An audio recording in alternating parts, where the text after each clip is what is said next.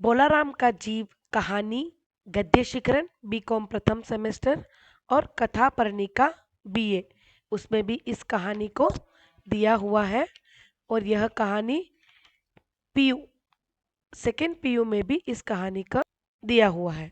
इस कहानी की शुरुआत होती है कि धर्मराज बहुत लाखों वर्षों से इन आदमियों के कर्म और सिफारिश के आधार पर स्वर्ग या नरक में निवास स्थान अलॉट करते आए थे, लेकिन ऐसा कभी नहीं हुआ था जो इस बार हो गया था। वहां पर चित्रगुप्त जी भी परेशान थे और धर्मराज भी परेशान थे। धर्मराज यहाँ पर यमराज को कहा गया है, वे भी परेशान थे कि पृथ्वी पर एक व्यक्ति मर गया था, उसकी आत्मा को लाने के लिए दूत को भेजा जाता है, और वह दूत जैसे ही आत्मा को ला रहा था, उसी दिन 5 लोग या 4 लोग और भी मरे थे, तो उन सबकी आत्माओं को लेकर आ रहा था। और वहीं बीच में क्या होता है, भोलाराम का जीव जो है वो बीच में ही कहीं गायब हो जाता है। अब वहां पर चित्रगुप्त जी उस रजिस्टर के अपने फाइलों को घुमा के अपने रजिस्टर को पन्ने पलट पलट कर देख रहे थे, लेकिन रिकॉर्ड सब कुछ ठीक था, लेकिन फिर भी वो जीव नहीं मिल रहा था। अब बात चित्रगुप्त और धर्मराज के बीच में होती है। फिर अचानक वो द्वार पर आता है दूत। वह दूत द्वार पर आता है जो कि थका सा बदहवास सा भागता हुआ आता है, कुरूप सा चेहरा, परिश्रमी, और भय के कारण थोड़ा डरा हुआ सा था। वो भय भी था अंदर से कि मुझे वहां जाकर क्या जवाब देना पड़ेगा, कि वो बोलाराम का जीव गया कहाँ। तो वो सारी बात बताता है कि मैंने इतने सालों से मैं ये काम करते आ रहा हूँ, लेकिन पता नहीं ये बोलाराम का जीव मुझे चकमा देकर कहाँ भाग गया था, क्योंकि 5 दिन पहले ही उसने अपनी देह त्याग दी थी। जैसे ही वो वहां से निकल रहा था और बोलाराम का जीव उसको चकमा देकर भाग गया। इस पर जो यमराज थे धर्मराज, वो उन उसके ऊपर गुस्सा हो जाते हैं, लेकिन बाद में वो बोलते हैं कि तुम बूढ़े हो गए हो, इस तरीके से वो उसके ऊपर गुस्सा हो जाते हैं। फिर चित्रगुप्त कटाक्ष में या सरकास्टिक या व्यंग्य में कुछ बोलते हैं कि महाराज, आजकल पृथ्वी पर इतने सारे बहुत व्यापार हो रहा है, लोग दोस्तों को फल बेचते हैं, मतलब भ्रष्टाचार कैसे फैल रहा है, लोग किसी को कुछ बेचते हैं और बीच में ही सामान चोरी हो जाता है। ऐसा ही कहीं भोलाराम के साथ तो नहीं हुआ कि उसको किसी ने उसकी आत्मा को किसी ने बीच में ही रोक लिया हो, तो बट वहां पर ऐसा नहीं हुआ था, क्योंकि भोलाराम का जीव ना तो इतने पैसे वाला था, और ना ही कोई, यहाँ पर एक बात और कही गई है कि कहीं उसको इनकम टैक्स वालों ने तो नहीं पकड़ लिया। तो यहाँ पर उसकी स्थिति को दिखाया गया है कि वह खुद इतना गरीब था। चित्रगुप्त द्वारा एक वाक्य कहा गया है कि इनकम होती तो टैक्स आता, क्योंकि उसके पास तो इनकम भी नहीं थी। वह इतना पर्याप्त धन नहीं था या पैसे नहीं थे कि वो अपने बच्चों को खाना खिला पाए। अब कहीं से घूमते घूमते वहां पर नारद मुनि जी आ जाते हैं। वो उन दोनों को परेशान देखते हुए धर्मराज से पूछते हैं कि ऐसा हुआ क्या है, आप इतने परेशान क्यों हैं। वे सारी बात नारद जी को बता देते हैं कि धर्मराज सारी बातें बताते हैं कि किस प्रकार बोलाराम का जीव यमदूत को चकमा देकर भाग गया। तो नारद मुनि ने सोचा कि अब मैं एक काम करता हूँ कि बोलाराम के जीव को मैं लेने जाता हूँ, पृथ्वी पर मैं ढूंढने जाता हूँ, तो आप मुझे उसके बारे में विस्तार से बताइए। वहां पर चित्रगुप्त जी रजिस्टर देखकर बताते हैं कि उसका नाम बोलाराम था, जो कि एक जबलपुर शहर के गमापुर मोहल्ले में एक नाले के किनारे 1.5 कमरे के टूटे फूटे मकान में एक परिवार के साथ रहता था। वह घर भी उसका नहीं था, वह मकान भी किराए का था, और वह लगभग 65 साल का था और सरकारी नौकरी करता था, और वो रिटायर्ड हो चुका था। 5 साल से वह पेंशन के लिए चक्कर काट रहा था, लेकिन वह किसी कारणवश उसकी पेंशन नहीं मिल पाती है। तो वहां पर अब बोला राम ने उन्होंने बताया कि 5 दिन पहले उसने अपनी देह त्याग दी थी, लेकिन अब उसके मकान मालिक उसको घर छुड़वाना चाहते थे। पता नहीं आप वहां जाओगे और वो वहां नहीं मिले तो आपको घर ढूंढने में तकलीफ हो सकती है। अब नारद जी निकल पड़े पृथ्वी पर भोला राम के जीव को ढूंढने के लिए।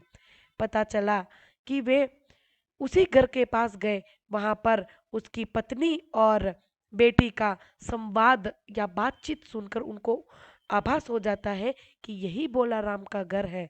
वह दरवाजा बजाता है, खटखटाता है। अंदर से उसकी पत्नी आती है। नारायण नारायण कहते हैं वे, और वे पूछताछ करते हैं। वो बोलते हैं कि हमारे पास कुछ भी भिक्षा नहीं है, मना कर देते। वे पूछताछ करते हैं उनके बारे में कि भोला राम का जीव की किसी के वो किससे प्यार करते थे सबसे ज्यादा। तो वो जवाब देती है कि बच्चों से प्यार करते हैं। वैसा सभी बातचीत होती है। नारद जी दूसरी स्त्री का जिक्र करते हैं तो स्वभावतः एक पत्नी उन पर नाराज हो जाती है। नारायण फिर वह सारी बात बताती है उसकी पत्नी भोला राम की पत्नी नारद जी को कि किस प्रकार भोला राम कष्ट में जी रहे थे, और घर का किराया नहीं देने पर घर का मालिक उनको 1 साल से घर बाहर बर्तन फेंकने की धमकी दे रहा था।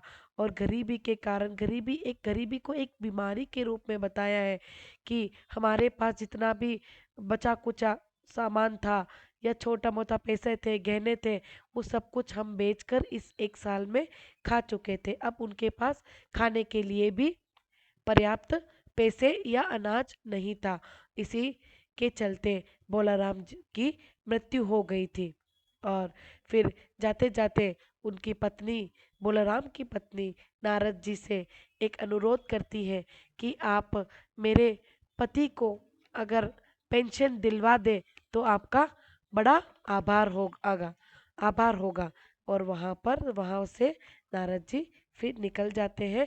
पहुंचते हैं वो दफ्तर में जहां पर पेंशन पास की जाती है।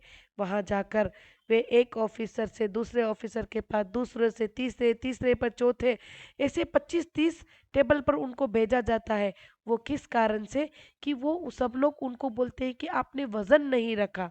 और वजन का मतलब यहाँ पर नारद जी ठहरे स्वर्ग लोक के निवासी, उनको पता नहीं चला कि वजन मतलब तो भारी है, भारी चीज रखना। तो वो बोलते हैं इस पेपर वेट को रख लीजिए। तो वो समझ नहीं पाते हैं कि वे रिश्वत की बात कर रहे थे। और वे 20 से 30 टेबलों पर घूमते घूमते घूमते आखिरकार एक चपरासी ने बोला कि महाराज आप इन सब की चालबाजी या जालसाजी को नहीं समझ सकते हैं। आपका काम यहाँ नहीं होगा। आप एक काम कीजिए, बड़े साहब के पास डायरेक्ट चले जाइए। उनको बड़े साहब के पास भेज दिया जाता है। और वो जैसे ही अंदर जा रहे थे तो वहां पर जो सिक्योरिटी था, जो चपरासी था, वो ऊँग रहा था। वे बिना पूछे बड़े साहब के कैबिन में चले जाते हैं। बड़े साहब नारद जी को देखकर अचानक से गुस्सा हो जाते हैं कि बिना पर्ची लिए आप ये अंदर प्रवेश कैसे कर सकते हैं। लेकिन फिर भी वह उनसे बात करते हैं कि मैं भोला राम की पेंशन के फाइल के मतलब पेंशन बारे में बात करने आया हूँ। तो वो बात करते वो बोलते हैं कि उसके पेंशन के कागज तो कहीं उड़ गए होंगे, उनके ऊपर वजन नहीं रखा था। यहाँ पर भी फिर नारद जी वजन का मतलब समझ नहीं पाते हैं।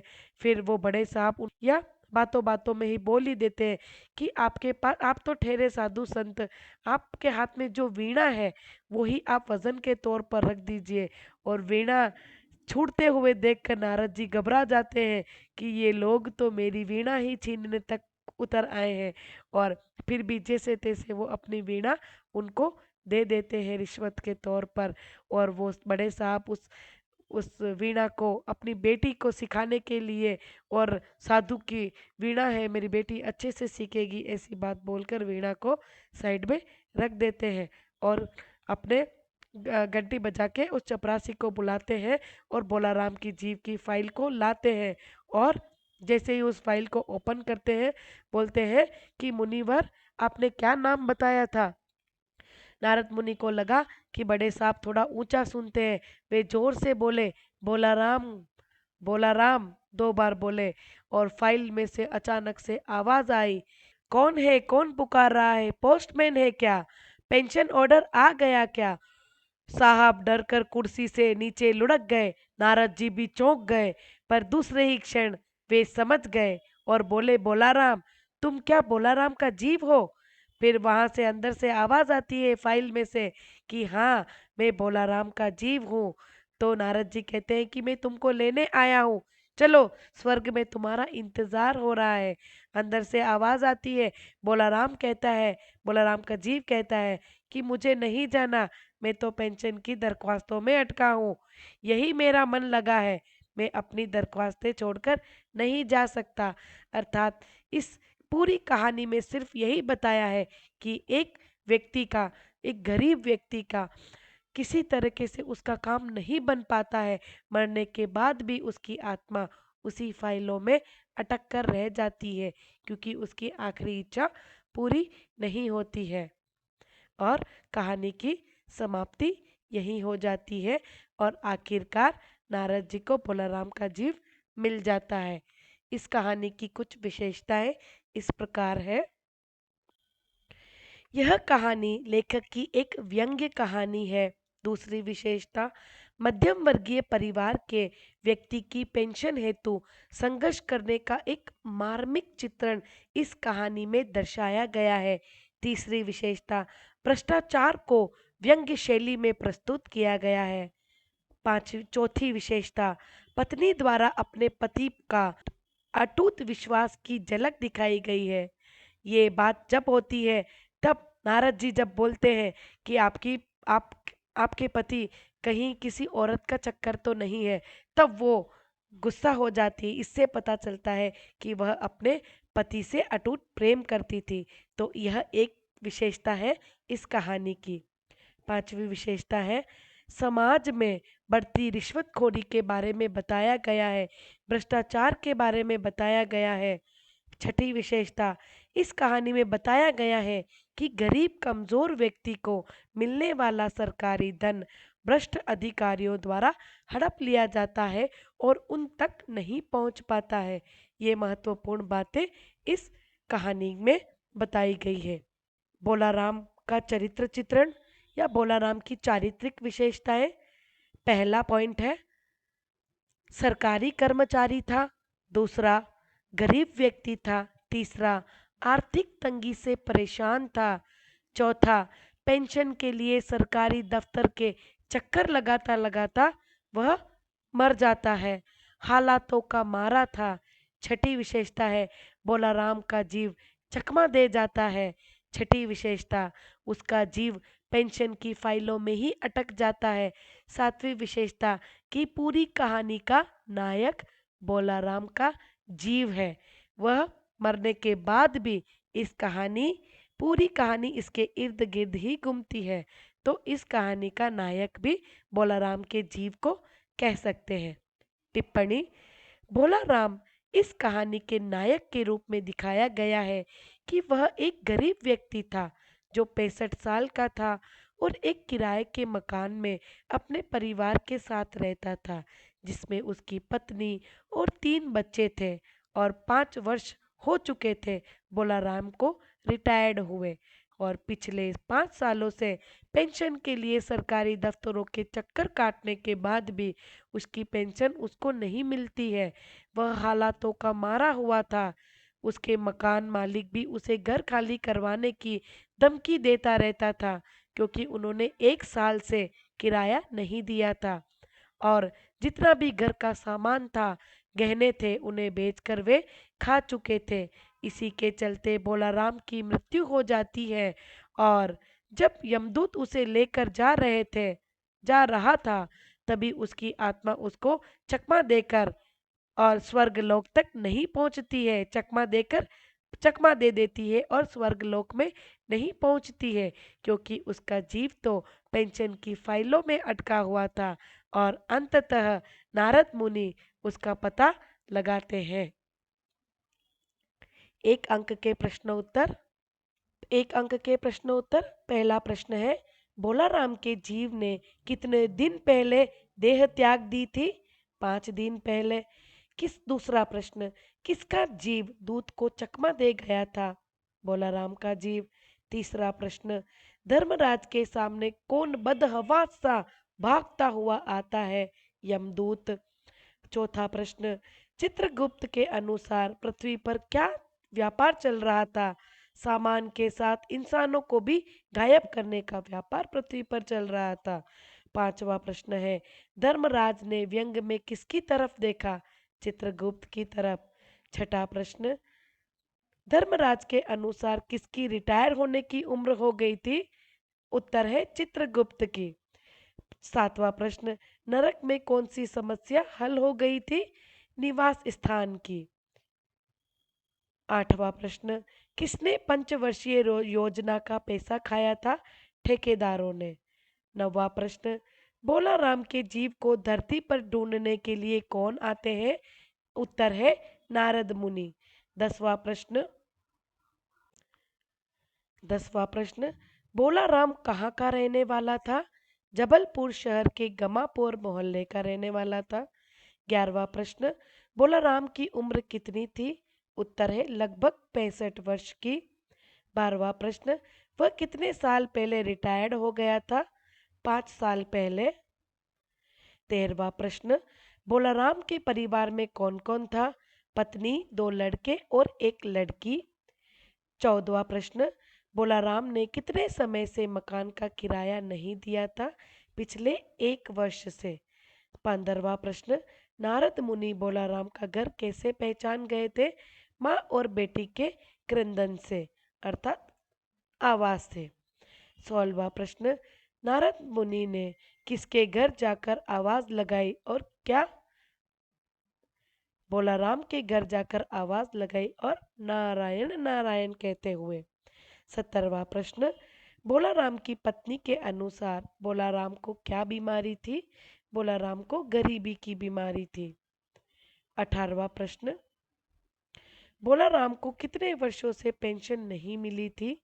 5 वर्षों से। और एक और क्वेश्चन बन सकता है कि भोला राम को पेंशन पास क्यों नहीं हुई थी? क्योंकि वह उन लोगों को उन लोगों को पैसे नहीं खिला पाया था, अर्थात उसके पेपर पर वो वजन नहीं रख पाया था। 19वां प्रश्न, भोला राम किसकी क्या दरख्वास्त देते थे और कितनी पेंशन की और हर 10-15 दिन में? 19वां प्रश्न इस प्रकार। 19वां प्रश्न, भोला राम किसकी और क्या दरख्वास्त देते थे और कितनी पेंशन की दरख्वास्त देते थे? हर 10-15 दिन में देते थे। 20वां प्रश्न, भोला राम की पत्नी की दुख की कथा सुनने की किसे फुर्सत नहीं थी? उत्तर है नारद मुनि को। 21वां प्रश्न, नारद मुनि ने अच्छी गृहस्थी का आधार किसे बताया है? उत्तर है ब्रह्म को। 22वां प्रश्न, नारद मुनि को किस पर दया आ जाती है? भोला राम के परिवार पर। 23वां प्रश्न, दफ्तर के बाबू के अनुसार वजन का अर्थ क्या था? रिश्वत। 24वां प्रश्न, वजन का अर्थ किसे समझ नहीं आ रहा था? नारद मुनि को। 25वां प्रश्न, बाबू के अनुसार दुनियादारी किसे समझ नहीं आ रही थी? नारद मुनि को। 26वां प्रश्न, नारद मुनि कितने अफसरों के पास घूम आए थे? 25 से 30 अफसरों के पास से। 27वां प्रश्न, नारद मुनि को बड़े साहब से मिलने के लिए कौन कहता है? चपरासी। 28वां प्रश्न, नारद मुनि पर कौन नाराज हो जाते हैं और क्यों? बड़े साहब। क्यों नाराज हो जाते हैं? क्योंकि वह बिना विजिटिंग कार्ड या बिना पर्ची के अंदर चले जाते हैं। 29वां प्रश्न, नारद मुनि क्यों घबरा गए थे? अपनी वीणा छीनते देखकर वे घबरा गए थे। 30वां प्रश्न, किसकी वीणा को पवित्र कहा गया है? साधुओं की वीणा को। और किसने साधुओं की वीणा को पवित्र कहा था? बड़े साहब ने। और एक और क्वेश्चन ये भी हो सकता है कि बड़े साहब ने नारद मुनि की वीणा क्या कहकर लेते हैं कि मेरी बेटी उसको बजाना सीख रही है? 31वां प्रश्न, नारद मुनि के अनुसार कौन ऊंचा सुनता था? बड़े साहब। 32वां प्रश्न, अचानक फाइल से किसकी आवाज आती है? उत्तर है बोलाराम के जीव की। 33वां प्रश्न, बोलाराम का जीव किसका इंतजार कर रहा था? पेंशन के ऑर्डर का, या आप ऐसे भी लिख सकते हैं पोस्टमैन का, जो पेंशन का ऑर्डर लाने वाला था।